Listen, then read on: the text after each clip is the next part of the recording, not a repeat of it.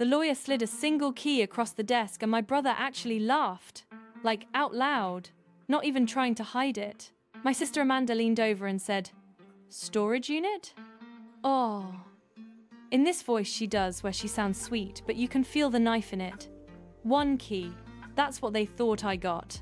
And honestly, sitting there in that office, which smelled like old coffee and those weird carpet deodorizer beads, I don't know why I remember that. I thought they might be right. I thought maybe Dad really did leave me nothing, because that's kind of what he'd been doing my whole life. But I need to back up. Sorry, this is going to be long. I'm the youngest of 3. Kevin's the oldest, then Amanda, then me. And I don't mean youngest like the baby everyone spoils. I mean youngest like the accident, the surprise. The kid who showed up after the family portrait was already on the wall. Nobody ever said that to my face when I was really little, but kids pick up on stuff. Kevin and Amanda had this whole dynamic already figured out before I could even talk, and I just didn't fit into it. They'd talk over me at dinner. They'd forget to save me a seat when we went out to eat. Amanda used to post family photos on Facebook and tag everyone except me, which sounds so small and stupid when I type it out, but when you're 13, that stuff destroys you. Some background on the family situation. My mom died when I was 9, ovarian cancer, and a couple years later, my dad married Patricia. I want to be fair here because I've spent a lot of years being angry and I'm trying to, I don't know. Patricia wasn't evil. She wasn't like a Disney villain. She just treated me like I was an inconvenience, like a piece of furniture that came with the house and didn't match her style. She was perfectly nice to Kevin and Amanda though, which made it worse in a way, because it meant it was specific. It was just me. And Kevin and Amanda loved her for it because she basically confirmed what they already thought, that I was the extra one, the kid who shouldn't have been there. So they practiced leaving me out. And it just became normal. Holiday dinners where my place wasn't set and someone would go, "Oh, Lily, we didn't realize you were coming." I lived there. Family trips that got accidentally booked without my ticket. A birthday where nobody showed up because everyone was so busy. That was my 15th birthday, and I remember I'd made cupcakes from a box, mixed the Funfetti kind with the sprinkles because I thought, at least we'd have cake. I ended up eating 2 of them in my room watching Netflix and threw the rest away before anyone could see them. And my dad, God, my dad was the kind of person who just wanted everyone to get along, which in practice meant he never stood up for the person getting stepped on. If I said anything, he'd tell me not to start problems. If I cried, he'd say be strong. One time, I straight up asked him why I didn't matter, and he said I was being dramatic. That one stuck with me for a long time. When I was 16, actually I might have been 17. It was the spring before junior year, so I think 16. Kevin and Amanda convinced him to cancel my college fund. They framed it like they were being helpful. Amanda said something like, "She's not really academic, Dad. We're just being realistic." And Kevin backed her up with, "She probably won't even finish." And my dad, because he was my dad and confrontation, made him physically uncomfortable. I swear the man would rather have a root canal than an argument. He just let it happen. Didn't tell me. Didn't warn me. I found out when the tuition statement showed up and the account had like $40 in it. So I worked. 3 jobs for most of college. I waitressed at this Italian place called Marcello's that doesn't exist anymore. I babysat. And I did reception work at a dentist's office on Saturdays. I studied at night with my feet aching so bad I'd soak them in the bathtub with Epsom salt while reading my textbooks. Meanwhile, Kevin and Amanda both went to expensive private schools on Dad's money and posted Instagram photos in nice clothes with captions like, "Blessed." I'm not even kidding. The word blessed. I posted nothing. I was too busy trying to survive. And for a really long time, I honestly believed my father just didn't notice any of it. I thought he was oblivious. I thought he'd checked out after Mum died and never really checked back in. I was wrong about that, but I didn't know it yet. Anyway, fast forward a lot of years. My dad died at 72. Heart attack. It was fast, which people say like that's a comfort, but it's not really. It's just a different kind of horrible. I got the call while I was at work. I was in the middle of writing an email to a client about some stupid shipping delay, and my whole body just went cold. I don't even remember hanging up the phone. My co-worker Dana drove me home because I couldn't stop shaking. I flew back for the funeral with one suitcase and this heavy, messed up grief that I didn't really know what to do with because it wasn't clean grief, you know? It was sad but also angry and also guilty and also relieved, which made me feel like a terrible person. I was sad but also kind of pissed off, which made me feel guilty for being pissed off. It was just a lot. When I walked into the house, Kevin and Amanda were already there, and I don't want to be dramatic about this, but they were literally going through drawers. Kevin had Dad's watch, his nice one, the Omega on his wrist already. Amanda was in the study, opening filing cabinets. Patricia was in the kitchen, looking perfectly put together, in a black dress and pearls. And when she saw me, she just said, "Lily," in this flat voice, like she was confirming a delivery. Kevin didn't hug me. He looked up from his phone and said, "Oh, you made it." Like I was a co-worker who showed up late to a meeting. That's an exact quote, by the way. You made it. At our father's house, after our father died. The funeral was, I don't know. It was a funeral. Amanda had organized the seating, which meant I was in the back. Kevin and Amanda both gave eulogies, and they were full of all these stories I'd never heard because I hadn't been invited to any of those moments. Trips I didn't know about. Inside jokes that didn't include me. They painted this picture of Dad as this amazing father, and everyone was nodding and crying, and I just sat there trying to keep it together because how do you grieve someone who loved you but never fought for you? I still don't have a good answer for that. After the service, Kevin came up to me near the doors, and the first thing out of his mouth, the absolute first thing was, "So do you know when the will reading is?" Not "how are you" or "are you okay?" or even "that was a nice service." The will. That's what he wanted to talk about. Amanda came over too, and she was already doing the math out loud. "The house alone is probably 800, she said. And Kevin was like, "Plus the accounts. That's at least 500,000. And they both kind of looked at me with this expression that I can only describe as pity mixed with satisfaction. Like they felt bad for me, but also enjoyed feeling bad for me. Amanda actually patted my arm and said, "I'm sure Dad left you something small. He always felt guilty." Which, looking back, was probably the most honest thing she ever said to me, even though she meant it as a dig. I didn't respond. What was I supposed to say? I stood outside that church in the cold, and I honestly thought maybe they were right. Maybe I really was nothing to him. But then I remembered something. About a year before he died, my dad had called me late one night. This was weird because he never called me. Like, ever.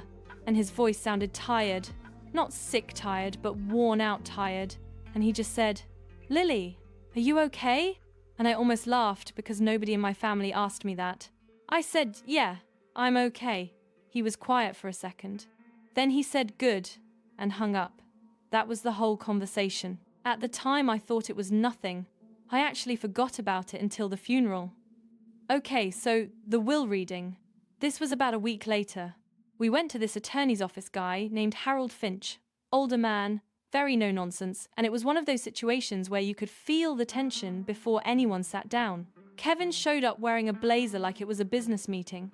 Amanda had a designer suit on and she brought a folder, like she was planning to negotiate. Patricia walked in last, all calm and composed with her hands folded, totally in control. I was wearing jeans and a sweater I'd had since college because I don't own a blazer and honestly didn't think about what to wear. I was still kind of in a fog. So Harold starts reading. And at first, it went exactly how Kevin and Amanda expected. Kevin got the house. His smile got bigger. Amanda got the investment accounts. She was literally taking notes. Patricia got personal items and a monthly allowance. She nodded like she'd already been briefed. And I'm just sitting there with my hands in my lap trying not to cry because it felt like even in death my dad was telling me I didn't matter. I don't think I've ever felt smaller than I did right then.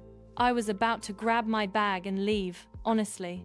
Then Harold stopped reading and said, "Before we proceed, I need to read a clause attached to each inheritance." Kevin looked confused. A clause? Harold turned the page and read, and I'm paraphrasing a little because legal language is dense. But this is basically what he said, that Kevin was getting the house subject to an existing second mortgage. meaning Dad had taken out a second mortgage, and it was now Kevin's responsibility. Kevin went white. Second mortgage? Dad didn't have a second mortgage. Harold just looked at him and said, he did. $198,000 plus interest. The room got very quiet. Then Harold read Amanda's clause. Her investment accounts were being transferred pending the resolution of, and this is where it got insane, a fraud investigation. Apparently Amanda had embezzled money from her company, and my father had found out and actually filed a report like 18 months before he died. The accounts were flagged. Amanda laughed, but it was one of those panicked laughs where you know the person isn't actually finding anything funny. She said something like, this isn't right, but she couldn't finish the sentence. Her face went this grayish color under her foundation. Kevin turned and stared at her. What did you do? She didn't answer him. Patricia's expression changed for the first time. I don't think she knew about Amanda's situation. She shifted in her chair and suddenly, she didn't look so in control anymore. And then Harold looked at me. This was the moment. This was where I was supposed to get the sympathy prize, the cheap watch, the small check, whatever token Dad left to ease his guilt. Amanda had already written this scene in her head. She was probably already composing the text she'd sent to her friends about poor Lily only getting a storage unit key. That's when Harold slid the key across the desk. Kevin sort of laughed through his nose. Amanda said what I already told you. Better luck next time, Lily. Harold didn't even react to them. He just turned to the last page and read, To my daughter Lily, I leave the deed to the 500-acre Montana estate. Nobody moved. I remember Kevin's phone was in his hand and his thumb just stopped mid-scroll. Amanda's eyes went wide and she opened her mouth but nothing came out.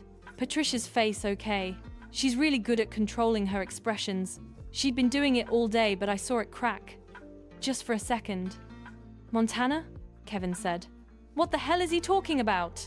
Harold slid a second envelope to me and said it was a personal letter from my father. My hands were shaking when I opened it. Not gonna lie, I could barely read it because my eyes were blurring. I didn't read it out loud, I couldn't, but it basically said, I saw what they did to you. I should have stopped it. I'm sorry. This is me trying to make it right. I don't know how to explain what that felt like. I'd spent my entire life thinking this man didn't see me, and he saw everything. He just didn't have the guts to do anything about it while he was alive, which I have complicated feelings about that. Like I'm grateful, but I'm also angry. Because a letter after you're dead doesn't undo 30 years of watching your kid get treated like garbage and saying, don't be dramatic. But also, it's more than I ever expected to get from him. So, I don't know. It's complicated. Sorry, I know I keep saying that. Kevin lost it.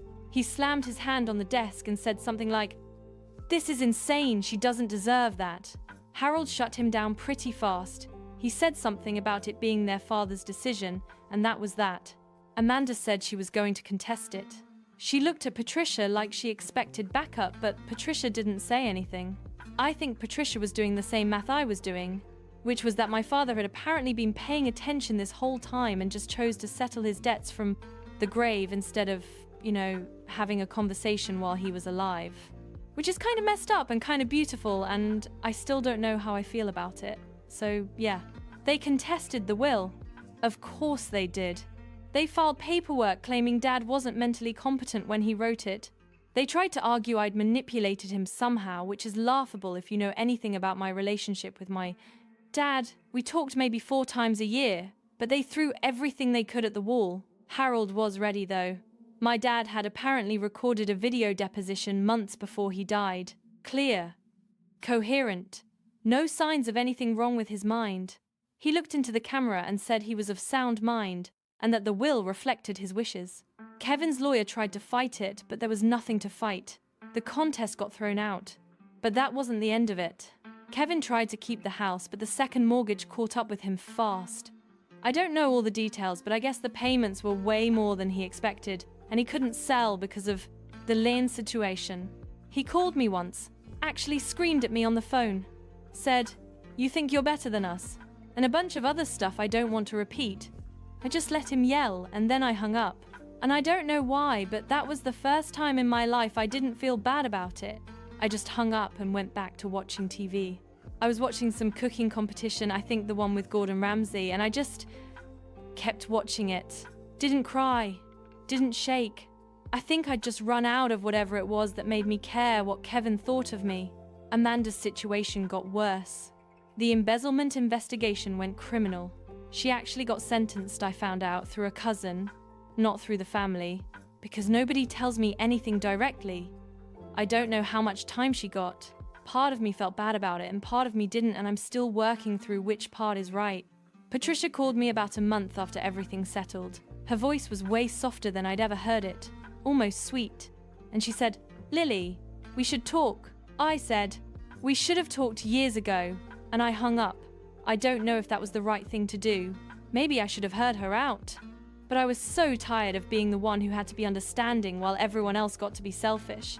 And I just couldn't do it one more time. The Montana property wasn't some instant windfall, by the way. People probably think I just got handed a fortune, but there were taxes and legal filings and title transfer stuff that took months. I had to hire my own lawyer, this woman named Deborah, who worked out of a tiny office above a Thai restaurant in my neighborhood, and who was honestly one of the nicest people I've ever met. She walked me through all of it. When everything finally cleared, I flew out to Montana by myself. I rented a car at the airport, a red Jeep, which felt ridiculous, and I drove out to the property. And I just stood there. I don't know how to describe it without sounding cheesy, so I'll just say it was really big and really quiet, and the wind was cold and I cried. Not sad crying exactly. More like, you know, when you hold your breath for a really long time and then you finally let it out. It was like that, but with my whole life. I sat on this rock and just let it all come out. 30 years of being the invisible one, and my dad, who never said it to my face, had apparently been planning this for years. I ended up selling part of the land a few months later. Not all of it. I kept a section. There's a ridge on the north end that overlooks this valley, and when I stood up there, I just knew I didn't want to let that part go. The sale gave me enough money to pay off my student loans, put a real down payment on an apartment, and just breathe. For the first time in my adult life, I wasn't doing math in my head every time I bought groceries. Kevin and Amanda apparently tell people they were robbed. My cousin told me that last Thanksgiving. I didn't say anything. Let them say whatever they want. I still think about my dad's letter a lot. I keep it in my nightstand drawer, which feels very dramatic, but whatever. Some nights I read it and I'm grateful. Other nights I read it and I'm furious that he waited until he was dead, to be honest with me. Most nights it's both at the same time and I just close the drawer and go to sleep. I don't know if he did the right thing. I don't know if I'm handling any of this correctly. I don't even know why I'm writing all this out, except that it's 2 a.m. and I can't sleep, and I guess I just need someone to tell me it's okay to feel 17 different things about the same person. Anyway, that's my story. Sorry it was so long. If you made it this far, thank you. I mean that.